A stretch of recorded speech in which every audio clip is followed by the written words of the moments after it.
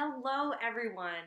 I am Adrienne Rivera, a health and mindset coach, and today I'm going to talk about why, as women and as women leaders in the workforce, we have to start by working smarter, not harder.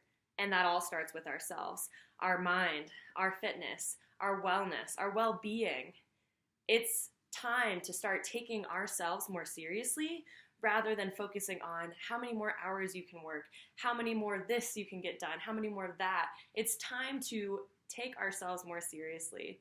And that's going to show through in your productivity at work, as well as your happiness and your confidence. And that's what we're going to touch on today.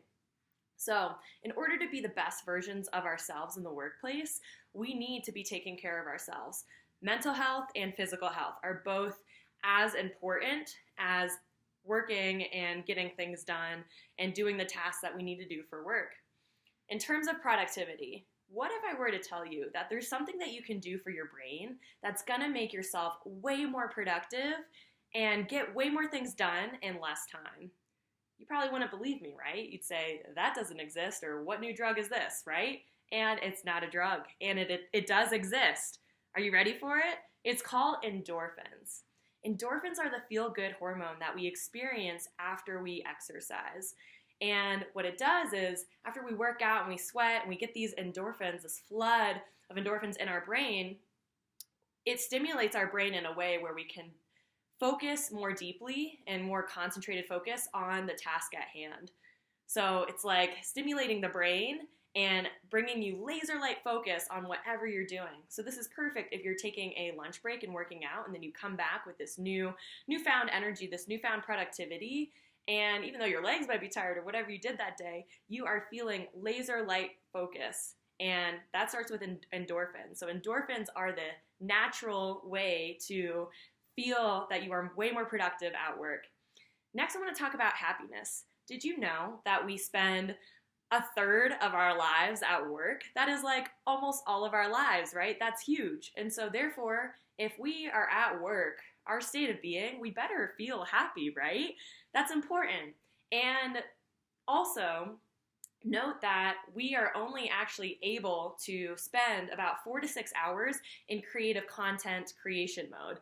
That means laser focus, creating things, new things are flowing, rather than just doing like the busy work and stuff. So that's only 4 to 6 hours. Therefore, if we are making more time to better our mental health, to focus on our mindset, to shift our perspectives, to being the best versions of ourselves, then we will reduce our sick days, show up more powerfully for those first 4 to 6 hours that we're working, being more productive, and feeling happier. Endorphins, like I touched on before, are not only good for increasing your ability to focus, but they also make you feel good.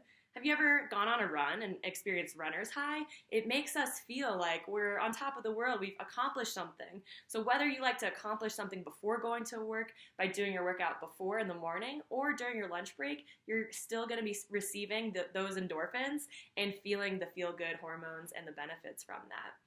Also, I want to touch on your confidence. As an amazing leader, which I'm sure you are, you're probably thinking, oh yeah, I'm really confident. And then if I were to ask you a few more questions and we dove deeper in, started talking about you rather than your accomplishments, like what you've done for the company and everything, if we just looked at you, took away those accomplishments, would you feel confident in your own skin? Would you feel confident with your body? Would you feel confident with your relationship with food? Oftentimes these questions, when I ask these perfectionist women, they say, no, I feel really good and amazing, and I work so hard because I'm good at it. But what I found is that these perfectionist women are not putting themselves first. They say, I can do anything in the world except for my own health and fitness. I can help anyone except for my own self. And that's because of our mindset. We've got this chatter in our head that no one else can hear except for us. And that's one of the most dangerous things. So it's all about the mindset. What I find is a lot of times the way that women talk to themselves is very in scarcity mode rather than abundance. I'm going to show you how to shift both of those. So when we're in scarcity mode, with our health and fitness. We're thinking, I have to go on a diet, I have to lose 20 pounds, I have to do this, or, oh, I have to go to the gym and I don't even like working out. All this negativity of things that you feel like you have to do, but you're not even feeling like you want to do, that gets to go. I'm here to tell you, we don't need that anymore. Boot it away. And we get to welcome in abundance, this new mindset that gets to take on who we are. We get to tell ourselves, wow, I get to eat as often as I am hungry. I get to eat vegetables with every meal. I get to eat protein at every meal and feel satiated and full. I get to eat food that feels nourishing and makes me feel confident about myself. I get to go to the gym because I love where I'm at during this journey, even if you're already 20 pounds over. Loving yourself where you're at doesn't matter if you're 300 pounds or 100 pounds. Weight doesn't matter. We get to boot the number and the scale away when shifting our mindset and our perspective, and we get to think about loving ourselves, feeling worthy to going to the gym, and feeling like we deserve the results. A lot of times what I found working with women is they'll go to the gym, the first few weeks of January, and then this ego comes in where they think, oh, well, I actually can't do it. I'm too busy, or I've got too much stuff going on. They come up with excuses for themselves when really they just don't believe that they are worthy and deserving and capable of those results.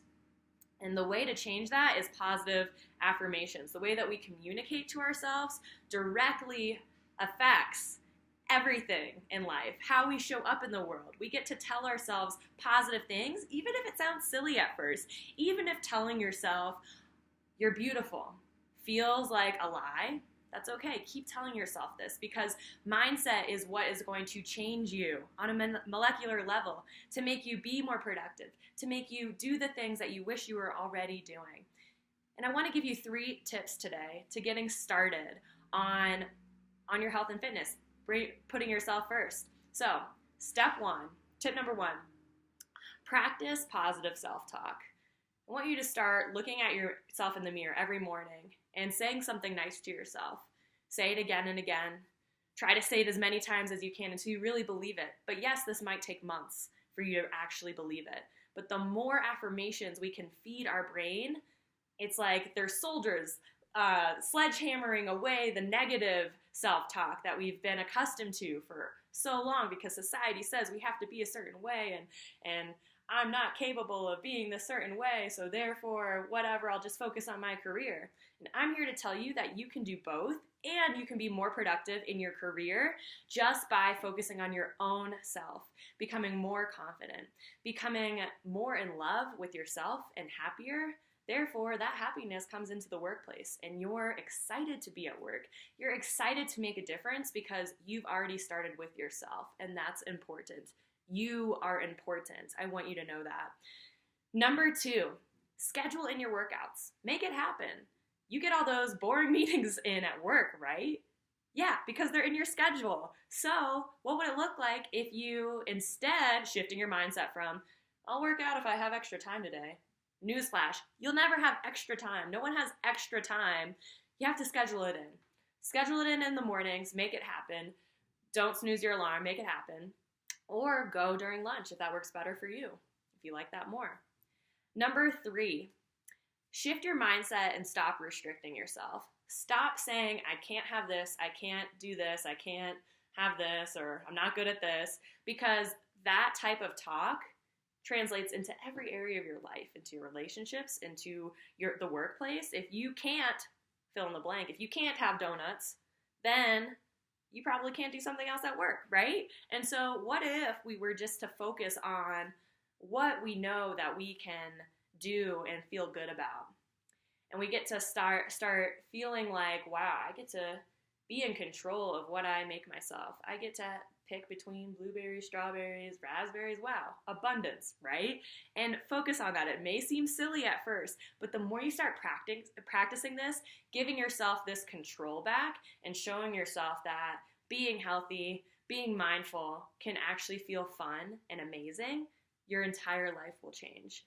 The entire workplace will change. Imagine a workforce of women all armed with muscle and confidence and huge smiles full of happiness because they first worked on themselves. And I want that for you. You deserve to be happy. You deserve to be healthy. This is your life. Do it for you. Thank you.